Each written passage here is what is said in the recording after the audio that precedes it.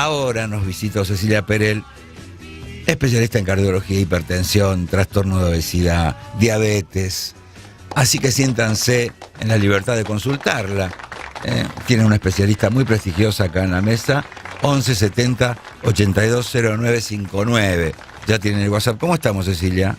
Todo bien, ¿cómo están ustedes? Muy bien. Bueno, yo no sabía que algo así como el 30-40% de la población mundial sufre algún tipo de hipertensión. ¿Es así? ¿Tanto? Es así, es correcto. Y lamentablemente es que la gente hipertensa no sabe que es hipertensa hasta que se hace el control. La mayoría de las pacientes hipertensas o los pacientes pasan asintomáticos. Entonces el problema es que decimos hasta que no se hagan los controles de presión arterial, no lo diagnosticamos. Por eso es importante consultar, tomarse la presión arterial. Hay un poco de discusión en los valores de presión arterial hoy día según las guías americanas y europeas, pero todos están de acuerdo que definimos hipertensión arriba de 140/90 o de 14/9. Pero hay que hacer 14/9. Sí, los controles son sumamente importantes porque pasa desapercibido, llamados como asesino silencioso, no da síntomas. Ya sabemos que el pico de presión puede generar una ACV, accidente cerebrovascular. ¿Qué pasa en el cerebro en ese momento? Bueno, una de las complicaciones de la hipertensión arterial es el ACV, pero hay muchas complicaciones de la hipertensión arterial que también hay que tener mucho cuidado, sobre todo lo que es el infarto, las complicaciones renales, las complicaciones neurológicas que a veces no llegan al ACV, como las situaciones demenciales. Se va perdiendo pequeñas neuronas y un poquito de células se va perdiendo a medida que vamos teniendo deterioro o alteración por la presión arterial. Pero el ACV puede ser, digamos, situación de accidente isquémico transitorio o TIA, o llega al evento, digamos, ya determinado que todo el mundo le tiene miedo, que es el ACV, porque eso ya requiere una asistencia de un tercero y una internación. Por eso es a todo el mundo que le tiene miedo al ACV. Pero recuerden que también la hipertensión arterial puede dar insuficiencia cardíaca y la gente no se acuerda de eso. Por eso pedimos siempre que también los hipertensos se hagan controles con un ecodoppler cardíaco para ver cómo se contrae la funcionalidad del ventrículo, que también es un dato muy importante. Igual, por suerte, bueno, de un tiempo a esta parte, en las estaciones de ferrocarril, de subte, hay apostados, hay puestitos donde por ahí hasta gratuitamente te puedes tomar la presión y te sacas la duda, ¿no? La farmacia, sí. ¿Vos sos hipertenso, flaco? No, pero tengo antecedentes en mi vieja. Mi vieja sí, tuvo 5 ACV mi vieja y además de la hipertensión, sí. ¿Qué dice Noé? Incluso ahora se volvieron más accesibles los aparatos, los electrónicos, ¿no? Porque yo me acuerdo que antes mi madre siempre me pedía que le tomara la presión, que era con el chucu, ¿viste? Y claro, uno solo no se lo puede hacer, y después yo le compré, ahora, bueno, son más accesibles que lo que era antes, el aparato que uno mismo se puede tomar. Entonces sirve también para el control domiciliario para aquellas personas tal vez que no tienen tanta movilidad, que pueden salir a alguna farmacia o a alguien que le tome la presión. Tal cual, y eso de lo que tomarse el ojo con los equipos que uno compra, porque a veces uno piensa que todos están calibrados y todos son correctos, los equipos de los tensiómetros, pero hay una guía, hay un listado de cuáles son los equipos correctos para poder comprar. Y lo que tienen que tener también cuidado es que muchos se compran los de muñeca, y los tensiómetros de muñeca tienen muchos errores para tomar de la presión arterial. Entonces es importante comprar los de brazo, que esos sí son los correctamente calibrados y los que funcionan correctamente, pero hay un listado, así que si después me quieren preguntar, yo les doy la página para que vean qué equipo comprarse para tomarse en domicilio la presión arterial.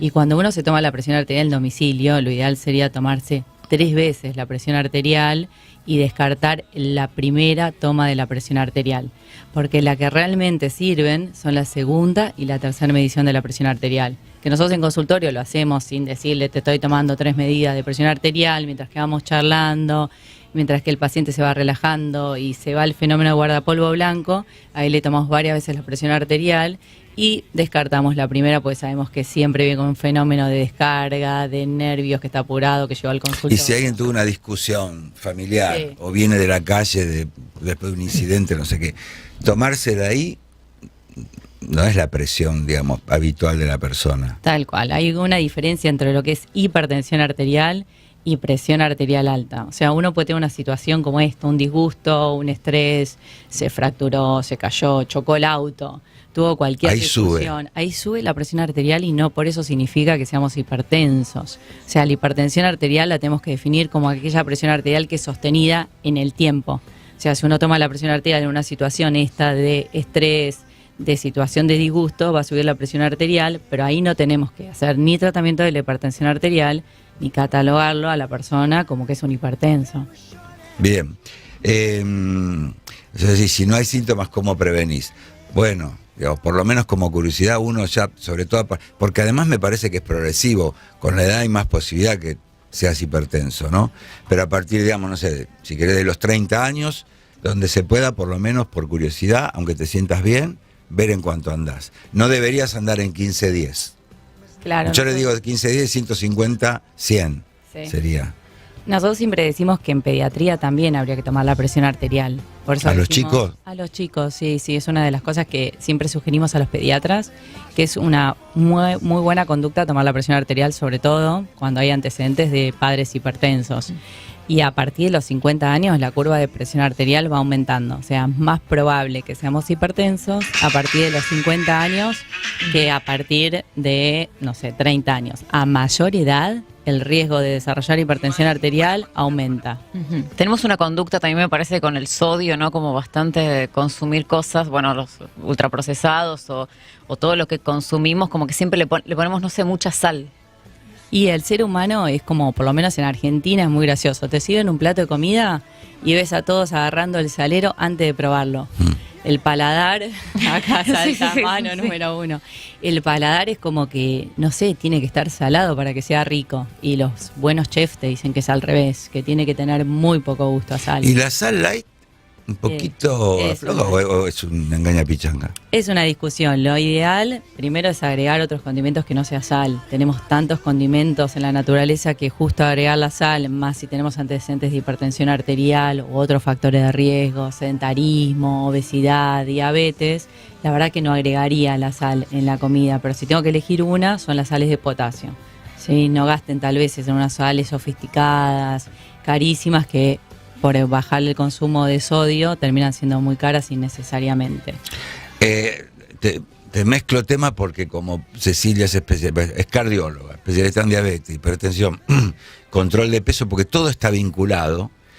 También, digamos, sabe mucho de nutrición y hay un video que hiciste donde te pone a elegir qué desayunarías si te estás cuidando. Y te pone una tostada una rodaja de pan lactal, una tostada, puede ser el pan lactal pero tostado, y una galleta de arroz. Y Te claro, estás cuidando. ¿Con la qué galleta. arrancas? La galleta de arroz. Yo hubiera arrancado con la tostada. Yo el pan común, el pan lactal. sí. Pero porque Sí, te ahí. gusta, porque si te estás cuidando, te digo, ¿eh? Porque me parece lo mismo el común que el tostado. ¿Y La cómo es galleta la de arroz no. cosa? Bueno, buenísimo ese video, gracias Beto por recordarlo. Para el desayuno típico argentino es un problema que uno va a veces a un bar y te dicen la promo, las Claro. tostadas con el juguito de naranja exprimido, y ahí vengo a erradicarles todo. Ni el exprimido de naranja es Mira. bueno porque sube la glucemia muy rápido, y lo que mencionabas vos con el pan, lo ideal, bien ahí, que es el pan gomoso o el pan apenas que vos le das un calorcito, lo sacaste del freezer porque lo tenías frisado, le das un calorcito en la tostadora y lo sacás y lo comés. Pero ¿qué tendría de malo lo tostado? Lo tostado, el craqueo, hace muchas cosas y sobre todo lo que hace es que rápidamente se absorbe y libera rápidamente insulina. Genera un índice glucémico muy alto, libera insulina y uno engorda más. O sea que ese mismo pancito, en vez de comerlo tostado, lo comes así como está, blanquito, en realidad sería lo ideal el panero del sábado, pero si uno lo tiene en casa, el pan blanco en vez de integral o negro, va a hacerlo tostado engorda mucho más por ese sistema de craqueo. Entonces siempre con lo ideal sería en gomoso, y la galleta de arroz, ahí perdón, pero también lo erradico porque ¿Por qué? todo eso ¿Qué que hace tiene la ese galleta? ruidito, ¿Qué el es? almidón inflado, todo eso, primero un deseo de querer comer más y también rápido sube el índice glucémico. O sea que son dos cosas Tiene que uno azúcar. no debería hacer. Y tiene, es como el arroz, como el inflado. Nosotros siempre tratamos de bajar lo que es el almidón, retrogradarlo, ¿sí? Enfriarlo. Entonces cuando vos lo haces galleta de arroz es inflado y sube el índice glucémico muy rápido y no es el ideal para hacerlo. Abierto el consultorio de la doctora Perel. Doctora Perel Cecilia en Instagram, ¿no? Sí, correcto. DRA Perel Cecilia, todos juntos, así la encuentran en Instagram. Abierto el consultorio, a ver qué dicen. Buen día Beto, buen día Mesa. Consulta para la doctora. Yo tengo un tensiómetro electrónico de brazo, Y cuando me tomo la presión, según el brazo derecho o izquierdo, del brazo derecho siempre tengo un punto más alto. ¿Es normal? ¿Es así? ¿De qué brazo se debería tomar la presión? ¿Es indistinto? Gracias. ¿Le cambia según el brazo? Bueno, buenísima la pregunta, la verdad súper interesante porque da a un abierto de preguntas enormes. Siempre es normal entre un humano que tengamos un brazo u otro una diferencia de 15 milímetros de mercurio. Cuando es más de 15 entre un brazo y otro, ahí se buscan cosas más raras como estenosis subclavia. Pero siempre hay que tomarse la presión arterial del brazo que alguna vez nos dio más alto. Es decir, si yo en un brazo tengo 15 y en otro tengo 14, ¿sí? Nosotros hablamos de 150 y 140 y los pacientes de 15 y de 14, siempre debo tomar para el resto de mi vida del brazo que me dio más alto. No el brazo que me dio más lindo, ¿sí? Porque a uno le encantaría decir, bueno, me tomo siempre en la izquierda porque me dio 14. Es como la me voy a balanza tomar que el te derecho. pesa menos, ¿viste? Claro. Me pesó en esta. O voy a hacer pis antes para que me dé un poquito menos. No, tal cual. Sí, querido. Hola, soy Beto de Adrogué y quería hacer una consulta a la doctora que está hablando por el modo de tomarse la presión. Mi señora es hipertensa y se toma ella sola con el aparato convencional, vamos a decir, con ese que se infla, que tiene el relojito. Y ella siempre se tomó, ella. Le explicó una doctora, una enfermera, no me acuerdo bien, y siempre se toma ella. ¿Está bien eso? ¿Es correcto? ¿Siempre se controló así? ¿O le tiene que controlar a otra persona la presión? Bueno, gracias. Bueno, lo ideal, primero, para que le tomen la presión arterial o ya se tome la presión arterial correctamente, hay varias pautas que uno tiene que hacer. Primero, es importante haber hecho pis antes de tomarse la presión arterial, vaciar bien la vejiga, no haber tomado ni café, ni mate, ni haber fumado los 30 minutos previos y tampoco haber hecho actividad física los 30 minutos previos. Y cuando se tome la presión arterial es sumamente importante que cuando se siente en la silla lo haga con la espalda bien apoyada al respaldo, las piernas, ambas piernas apoyadas, y el brazo tiene que estar a nivel de la aurícula, o sea, a nivel del corazón. Y cuando se tome la presión arterial tiene que calcular más o menos unos 2-3 centímetros por arriba del codo para poner el manguito, que es lo que llamamos eso que se infla, que puede ser gris, blanco, depende del tensiómetro, o negro, que se ponga 3 centímetros arriba del codo para ahí calcular que se está tomando correctamente la presión arterial. Uno se puede tomar con ese que se infla la presión arterial solo, pero es mucho más difícil que los electrónicos, que eso es más fácil para tomarlo solo. Pero sí se puede hacer correctamente. Muy buena la pregunta. El de la gomita con el relojito te lo aconseja mucho médico, porque ahí no hay error, digamos. Bien, ¿qué? Sí, que en realidad está discutido, porque hoy día si el electrónico es muy bueno, tiene más precisión que el del relojito ¿sí? para el paciente. Sí, porque nosotros los médicos lo tomamos por pulso radial. O sea, me fijo dónde está el pulso de radial, que no me ven, pero me estoy mostrando en la mano, y ahí calculo que, inflo el relojito y que supere 20 a 30 milímetros de mercurio por donde marca que ya no se siente el pulso. Y de ahí lo empiezo a desinflar. Entonces el paciente cuando se toma solo con relojito es mucho más difícil que tomarse electrónico. Por eso es mucho más fácil el electrónico para domicilio. Lo recomiendo más que estar usando el de relojito, que hay que tener más explicación. Dame una más porque le quiero preguntar algo. Una más. Hola Beto, hola chicos, hola doctora. Buen tema para arrancar un lunes. Yo soy hipertenso hace muy poquito, estoy medicado y los niveles de azúcar estoy alrededor de los 111, 119. Por lo que entiendo es una prediabetes. Quisiera saber cómo retrasar esa enfermedad. Sé que es con caminatas, actividad física, no comer dulces o hidratos, pero ¿qué otra cosa se puede hacer para no entrar en la diabetes tipo 2?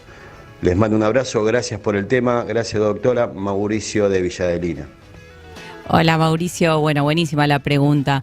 Ahí ya tenés 2 factores de riesgo y te tengo que sumar la tercera, lamentablemente, que es el sexo masculino, que también aumenta el riesgo de enfermedad cardiovascular. Y lo que puedes hacer para prevenir lo que es diabetes, o sea, estás en prediabetes, es hacer la actividad física, que está perfecto lo que estás diciendo. Y siempre sugerimos aproximadamente 10.000 pasos por día o 1 hora por día. Pero si lo ves en mi Instagram, siempre explico que lo importante es alternar días de actividad física aeróbica con días de actividad física muscular, porque el músculo, que va perdiendo con la edad y es lo que se llama sarcopenia, lo tenemos que cuidar. Entonces es importante que alternes actividades de días de que hagas actividad aeróbica, física, camines, bailes, andes en bicicleta, y otros días de actividad que hagas con pesitas o fuerza de brazos. No es necesario que uno vaya a un gimnasio, pero lo mejor para evitar el desarrollo de prediabetes a diabetes es la actividad física. Entiendo que están apareciendo muchas cosas, avances científicos que permiten enfrentar mejor las enfermedades. La diabetes por un lado. Me parece que los antihipertensivos son un poco menos agresivos que unos cuantos años atrás, que yo me acuerdo que los tipos que tomaban antihipertensivos o vivían tosiendo o decían problemas de erección. A algunos les influía en ese aspecto. Hoy me parece que son bastante más. ¿Hay alguna medicación que vos sugieras que, digamos, esta es mi preferida, o depende de la forma de hipertensión? Bueno, buenísima la pregunta. Antiguamente tuvimos famosos, incluso escritores, pintores, que no se animaron a usar la medicación para la presión arterial porque antiguamente daba mucha impotencia sexual. Era así, era real. A partir de eso se fueron desarrollando... Nos morimos, flaco. ¿No Estamos eso? al horno con papas. Las tres veces anuales que... No nos quiten esas 3 veces anuales. Al horno con fritas. Claro, Guillermo. Entonces, hoy día las medicaciones fueron mejorando para evitar esa impotencia sexual y mejorando la molécula. Lo que no sugeriríamos tal vez es un atenolol, que es un beta bloqueante, una medicación que se usaba antiguamente para manejar la presión arterial, que esa es una de las que más da impotencia sexual, y de los 13 beta bloqueantes que hoy día existen en el mundo, es la que menos sirve para la presión arterial, pero lamentablemente la vemos hoy día a día usándose. Si me dan a mí para elegir una medicación para la presión arterial, usaría un telmisartán, que es de la última generación para el manejo de la presión arterial, y lo importante es que es una medicación que mantiene la presión arterial estable entre 24 a 36 horas. Cuanto más estable vos mantenés la presión arterial durante el día, menos picos generás y menos eventos cardiovasculares, o sea, menos infarto, menos ACV, menos lesión arterial si vos mantenés la presión estable. En cambio, si la molécula de la presión arterial vive menos, por ejemplo en enalapril, que es muy común que la gente tome un ejemplo Lotrial para dar un nombre comercial para la presión arterial, ese dura muy poco en sangre, dura 8, entonces hay más picos, hay más daños que puede generar a nivel de lesión vascular. Por eso es importante que la molécula que uno use para la presión arterial dure más tiempo en sangre para mantener más estable. Hablando de avances de la ciencia, Cecilia Perel vino con una especie de lapicera, que bueno, ahora la van a ver quienes nos siguen por YouTube, y si no yo les cuento. Es una cosa inyectable, pero es un avance fantástico. Cada vez se escucha hablar más, porque mucha gente la usa para la gordura, y porque baja de peso, y porque entiendo que no tiene contraindicaciones. Por ahora caro, pero entendemos que en algún momento va a ser un poco más popular y va a permitir, porque además está pensado para el sobrepeso, porque permite, no sé, genera algún tipo de saciedad, pero además trabaja la insulina, evita algún tipo de posible accidente, evento cardíaco, un montón de otras cosas. Pero esto es antiinsulina sobre todo. Contanos qué es, porque cada vez vamos a... GLP-1 se llama. Exactamente.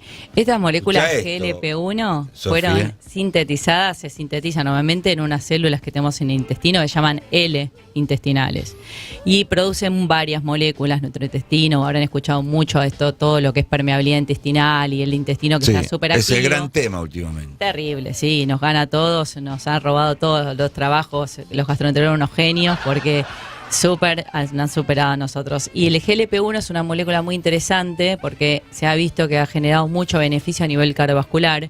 Ha bajado lo que es resistencia a la insulina, mejor eventos cardiovasculares, lo que es infarto, el ACV. Primero se aprobó, ¿Y por qué bajan para diabetes. El Ah, primer para origen diabetes. se generó para aprobación para diabetes. Después, como se vio que en los diabéticos no daba hipoglucemia, o sea, no bajaba el azúcar, entonces empezaron a ver que podía funcionar en otras personas que no eran diabéticas para bajar de peso. Y entonces después en la segunda línea de aprobación en Estados Unidos y en Europa se aprobó para el uso de obesidad.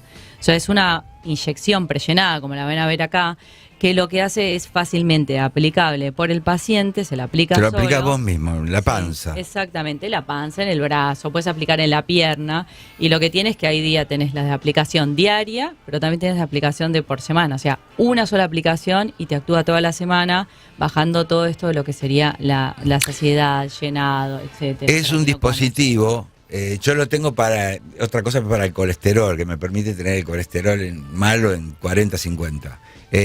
Pero no sentís ni el pinchazo. Cuando uno escucha inyección, se imagina el Te pinchazo. genera una cosita, claro. Es apenitas, como que sentís un toquecito.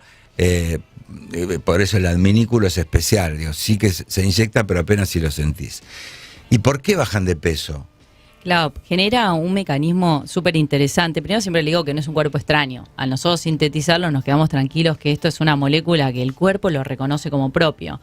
Entonces no hay efectos adversos en ese aspecto. También lo bueno que la gente me pregunta es qué pasa con los rebotes. Como tienen tantos recuerdos de medicaciones que se usan para obesidad, que tuvieron tantas complicaciones al dejarlos de usar, incluso en el tratamiento, lo bueno con esta medicación de GLP-1 es que si el paciente lo deja de aplicar, no pasa nada. Y tiene dos mecanismos, uno a nivel del cerebro, para bajar todo lo que es el deseo de querer comer, y uno a nivel intestinal para bajar, como achicar el estómago y que uno se llene con poca comida. A veces me dicen que no comen nada en todo el día, que comen poquito. Yo siempre les digo, no se olviden de hidratarse, de tomar mucho líquido en todos los factores de riesgo, en todas las personas. Yo siempre les sugiero tomar 2 litros de agua por día, en especial a partir de los 60 años, que recuerden que perdemos el centro de la sed. A mayor edad es como que el centro de la sed no lo vamos teniendo.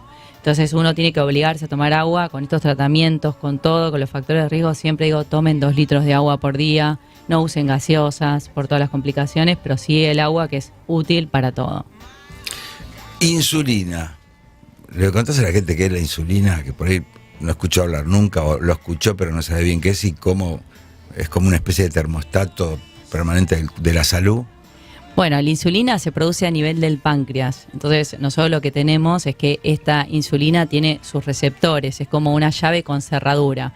Cuando funciona todo bien, la insulina actúa en las células y hace que la glucosa sea tomada, es decir, lo que nosotros tomamos, comemos, ingerimos, y lo que se sintetiza en el cuerpo, esa glucosa es tomada por los tejidos y la utiliza como energía. Es como el auto con la nafta. Si anda todo bien, lo carga la nafta y uno funciona. Acá lo mismo con la insulina. Si vos Funciona andás bien. mal de insulina, podés pasarle como mucha gente dice, no como nada y engordo, o no bajo un gramo, puede ser. Ahí hay un poquito de diferencia, porque tal vez esos, los que hablan de obesidad o de sobrepeso, tienen un desbalance hormonal que va por otro lado, no tanto por insulina. Pero cuando la insulina no funciona bien, ahí tenemos los problemas de diabetes, ya sea diabetes 1, diabetes 2, o hay tipos de diabetes más raras, atípicas, que hay un montón de tipos de diabetes, para otro día lo charlamos si quieren. Pero bueno, es la importancia de la funcionalidad con los receptores, que maneje bien la insulina y actúe para que funcione bien el organismo. GLP-1 se llama esto, para no dar marcas de Sí, laboratorios. no demos nombres comerciales, pero son los GLP-1 y viene Como Gimnasia de La Plata, uno para el que quiera googlear. Porque Y lo esto es- interesante, Beto, es que hay una molécula en Estados Unidos que viene y que le va a ganar más todavía a lo que tenemos acá en la Argentina, que se llama la tirzepatide, que es una combinación de GLP-1 con GIP. Son ¿Sí? 2 moléculas que produce el intestino, las lograron genéticamente unir, o sea, a nivel de laboratorio, y logra bajar el paciente de peso entre un 20 y un 30% de peso corporal. Es un montón. Todavía no la tenemos en la Argentina, pero en Estados Unidos está funcionando espectacular, así que esperemos pronto tenerla. También Sí, con costos altos, ¿no? Eso siempre tenemos que aclarar, que Sí, es una por ahora. macana con los costos Por que hoy ahora. tenemos, y que las prepagas algunas la cubren, otros no lo cubren. Hoy hablábamos a la mañana más temprano del drama personal de mucha gente que vive en el círculo permanente de dietas y atracón de recaída, y dieta y atracón, y años así. Es un tema el sobrepeso, sobre todo vinculado a la salud, pero también a lo estético. ¿no? No, y aparte el tema es, todas las dietas logran bajar de peso. Ahí no hay ningún invento. Cualquier dieta que agarres, te guste o no te guste, si lo estamos de acuerdo, la dieta keto, la low carb, la proteica, todos porque logran bajar las calorías. Si vos bajás las calorías a un individuo, obvio que va a bajar de peso. El problema es la reganancia de peso. Vos llegaste bárbaro, venís con una dieta espectacular, bajaste de peso, bajaste 5 kilos, 10 kilos, estás contento.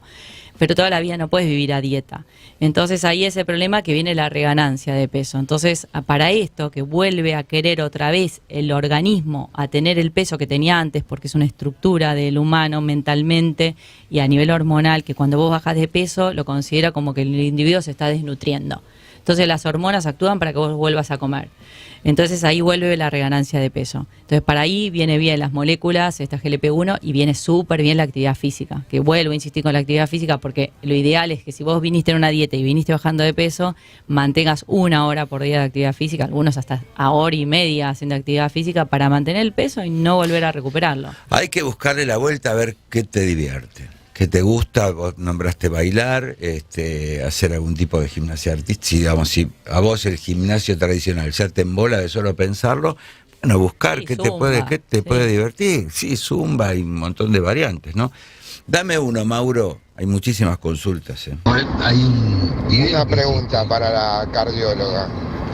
Yo bajé 50 kilos y tenía presión arterial alta. Dejé de tomar la pastilla de la presión y tengo la presión normal. ¿Está bien lo que hice? ¿Está mal? Bueno, dejaste de tomar la medicación y eras hipertenso. Habría que ver qué registros de presión arterial tenés. Vos acordate lo que hablamos antes, que la hipertensión es un asesino silencioso y no da síntomas. Entonces tenés que tener la presión arterial menos de 140/80 o de 14/8 para quedarte tranquilo que está bien los registros de presión arterial. Si los registros se elevan, lo ideal es que te controles con el cardiólogo, que te haga un holter de presión o que te hagas un registro en tu casa domiciliario de la presión arterial con cualquier equipo que tengas, que se llama AMPA, es un registro domiciliario de la presión arterial durante 7 días. Te tomás 2 veces a la mañana y 2 veces a la tarde, tomar un registro de la presión arterial durante esos 7 días, hacer un promedio y que el médico te diga si está bien o no está bien dejar la medicación de la presión arterial. Hay muchos pacientes que vuelven a estar normal en su presión arterial si logran bajar de peso, si empiezan a comer dietas saludables, como patrones saludables que son dietas mediterráneas o dieta DASH, que son 2 patrones realmente saludables, que tienen más de 30 años de estudios epidemiológicos y demuestran que es sano usar esas dietas, y uno ahí puede mejorar los factores de riesgo. La hipertensión, el colesterol o la obesidad pueden llegar a mejorarlo, pero habría que ver si está bien lo que estás haciendo. Mirá lo que es el sobrepeso. Me hizo acordar un amigo que se hizo un bypass gástrico en un hospital público que funcionó muy bien y bajó todo el sobrepeso que tenía para siempre, porque ya va varios años. Y no necesitó más, obviamente que lo habrá coordinado un médico, no necesitó más el antihipertensivo, no le subió más la presión. Estaba vinculada la presión alta a su sobrepeso. Mirá lo que es la gordura, ¿no? Bueno, se quedan unos minutos más. Cecilia Perel, la doctora, si hay más consultas, se las trasladamos. Acá me preguntan por la metformina. Bueno, la metformina es una de las medicaciones, digamos, número 1 para el manejo de pacientes con diabetes. Lo que vemos muchas veces erróneamente es ver metformina para obesidad. O sea, la metformina no sirve para bajar de peso. Logra en un paciente con diabético al principio de su tratamiento bajar 1 o 2 kilos, pero no nos confundamos que lo usemos para sobrepeso. Yo veo muchas veces indicada metformina y le digo, ¿por qué te la indicaron? ¿Por diabetes? No, para bajar de peso. Entonces, no nos confundamos, está indicado principalmente para diabetes y para poliquistosis ovárica. Es una de las medicaciones, digamos, primarias para el manejo de diabetes. Tiene varios estudios y el más grande que se llama UCAPDS, que demostró reducir mortalidad y eventos cardiovasculares, por el cual hoy día sigue en primera línea en todas las guías para el manejo de diabetes. A ver, esto es más personal. Tengo síndrome metabólico, pero la metformina me genera cólicos por más que cambie de marca de pastillas. Hay metformina líquida, tuve presión alta, el cardiólogo me dio medicación por 1 año y me la sacó.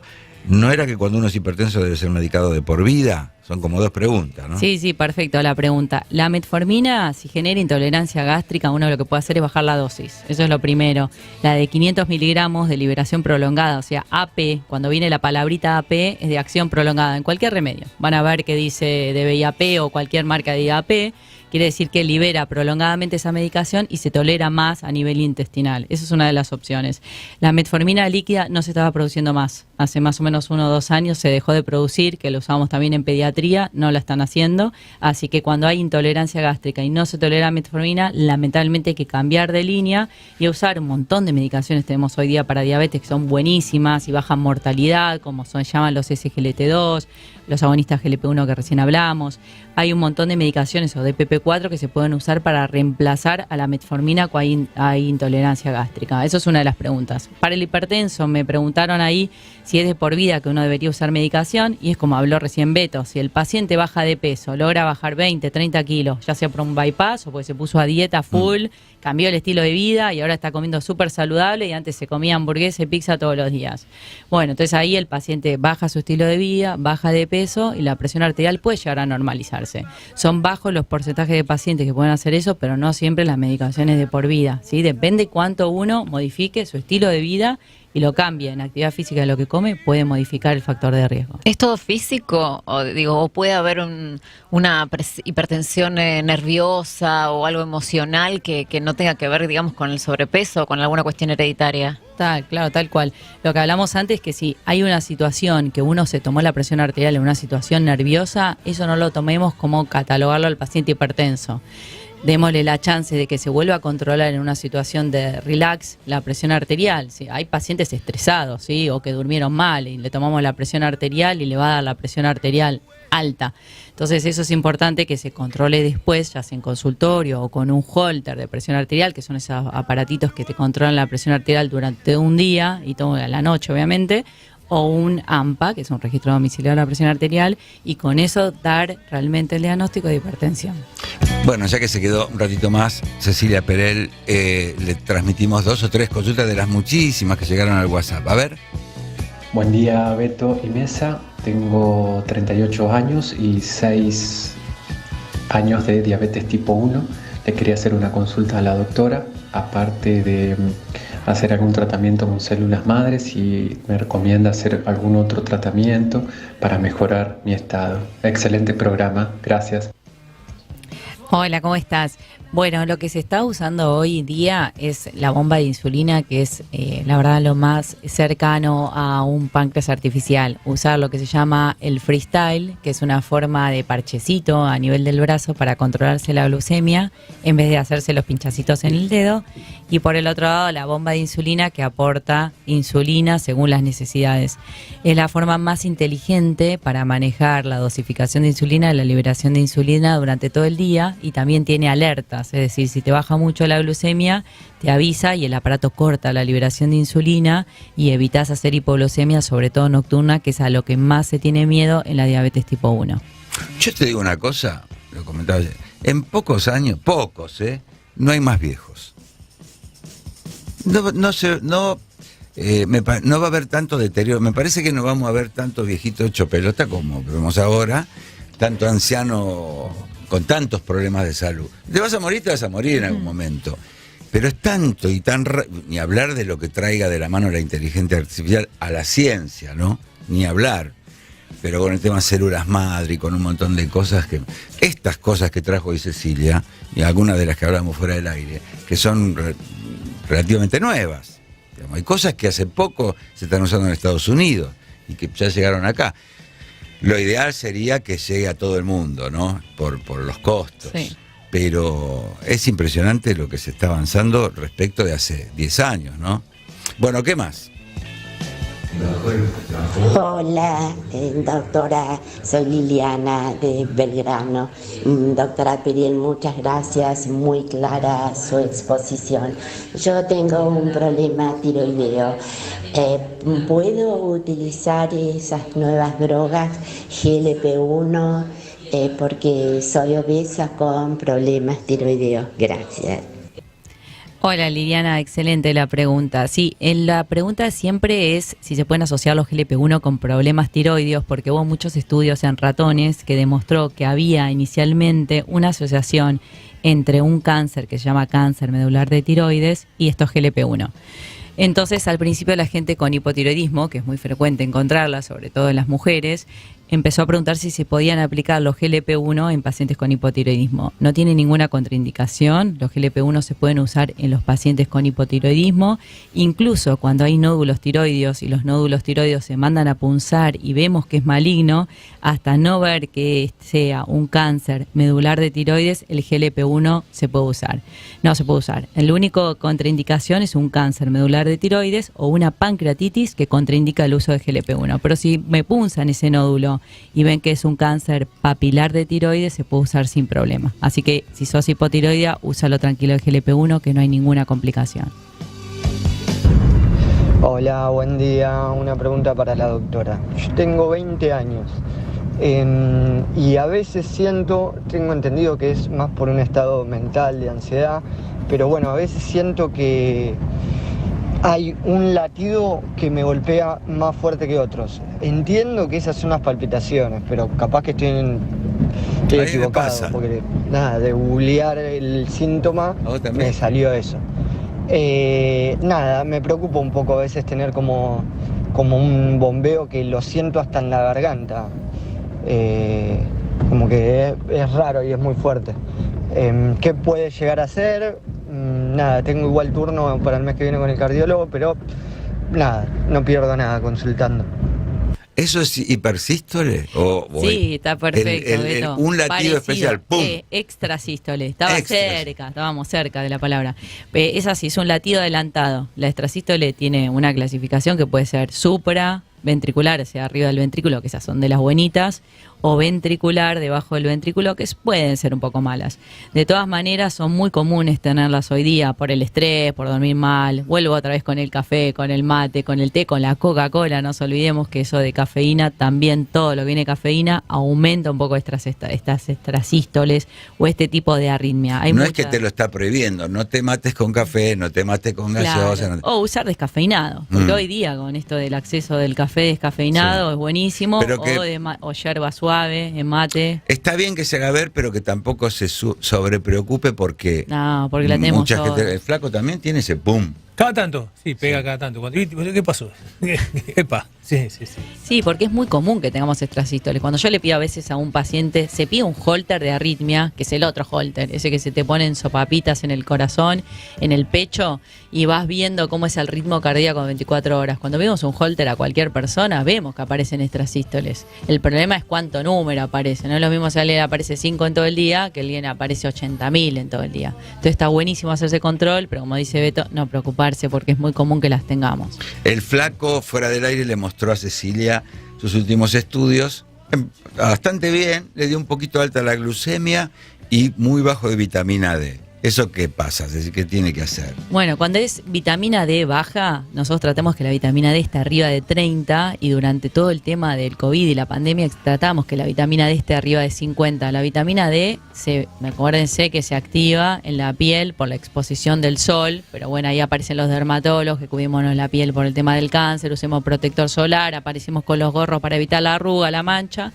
Entonces la vitamina D cada vez se activa menos con el sol, con esta sociedad que nosotros tenemos de cuidarnos tanto. Entonces lo que tenemos que hacer es tomarla, agregarla en nuestra, digamos, rutina de si da vitamina D baja, usarlo o en ampollas para solución bebible o en cápsulas. Es una por mes, ¿no? Sí, es muy sencillo. Hay en gotas. Pero hay que tener vitamina D y tenerla alta, porque sirve para muchas cosas, no solo para inmunológica, para los bichos, para evitar infecciones, sino también está asociado mucho con estado de depresión. Se sabe que los chicos que tienen vitamina D baja, así que hay que pedir a las mamás en pediatría que pidan vitamina D a los chicos, es muy común encontrarlas en pediatría de vitamina D baja y eso está asociado con el estado anímico. El flaco es un exfutbolista sin dinero, dominado por la mujer.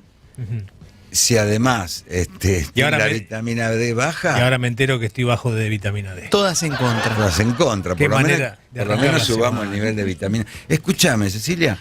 En general, a veces el médico de rutina te manda a pedir un análisis de sangre. ¿Qué te pide? Colesterol, triglicéridos, por ahí glucemia, 5 o 6. ¿Qué te tiene que pedir sí o sí? ¿Qué uno le puede decir al médico? Che, pedime esto y esto. Bueno, depende realmente si lo cubre la obra social o no, pero siempre es hemograma para ver cómo está el hematocrito, los glóbulos blancos, el hepatograma para ver cómo está la función del hígado, la glucemia y la hemoglobina glicosilada, que la hemoglobina glicosilada es el rastreo del azúcar de los últimos 3 meses. Pues a veces la glucemia te varía según lo que comiste el día previo, ¿no? Si te comiste la torta con la milanesa el día previo o las facturas, la glucemia a la mañana te va a dar más alta. En cambio, la hemoglobina glicosilada es como un inspector en sangre de cómo estuvo el azúcar los últimos 3 meses. Eso es un dato importantísimo. Función riñón, urea y creatinina. El ácido úrico, fundamental. Todo el patrón de colesterol. A veces me dice la gente, me pidieron colesterol. Bueno, ¿y dónde están las moléculas de colesterol? Vos tenés colesterol total, me da típico, dicen, me dio 220. Bueno, ¿y cada patrón de colesterol cómo te dio? ¿Cómo te dio el LDL? ¿Cómo te dio el HDL? ¿Cómo te dieron los triglicéridos? Eso es fundamental. Después algo nuevo que estamos pidiendo más es LPA y ApoB, que son moléculas como más pequeñas, más densas de LDL, que también las estamos pidiendo. No todas las obras sociales lo cubren. No se pongan mal si no se los piden. Igual están las otras moléculas que podemos medir. Y TSH y T4 libre para ver la función tiroidea y una orina que no molesta a nadie, que es una muestrita fácil y sencilla a la mañana. ¿PSA es el de próstata? Y el PSA para los varones, sí, lo tenemos que pedir a partir de los 40 años para descartar que no haya complicaciones, una hiperplasia. ¿TSH dijo? Sí, TSH. No, ese de Feynman. No, lo porque a asocia veces con la marihuana. A veces se puede pedir el THC. Claro. Feynman no quiere saber nada con esas cosas, ¿viste cómo es? Bueno, consulten a la doctora en su Instagram porque no van a entrar toda la cantidad de consultas. Doctora Perel Cecilia, DRA.Perel Cecilia, así la encuentran en su Instagram. Bueno, no va a ser la última vez que venga, Cecilia. Bueno, gracias, un placer, gracias a todos. Gracias. ¿Te quedó algo por agregar? Trajo un montón de cosas que como son más visuales, sí, la próxima por ahí los hacemos de las arterias, el pobre hombrecito de cómo aplicar la insulina o los GLP-1, cómo es un corazoncito y para la salida, pero los charlamos para cuando quieran. Sí, hicimos un videito también para las redes sobre cómo tomarse la presión, que es sentadito, bien apoyado, los pies apoyados en el piso y el brazo, ¿qué? El brazo que tiene a nivel de la aurícula, o sea, no colgando, porque es típico a veces que van a tomarse la presión arterial a un lado y este brazo está colgando, las piernas colgando la camilla, entonces el brazo tiene que estar a nivel de la aurícula para no generar confusión y que el manguito esté arriba del brazo del codo, por lo menos 3 centímetros, y si el bracito es muy gordito, usar el antebrazo para la toma de la presión arterial. Gracias, Cecilia, un lujo tenerte, ¿eh? Un placer, muchas gracias a ustedes. Vamos, Mauro. Nadie nos para. Beto Casella en Rock and Pop. Nos gusta el rock.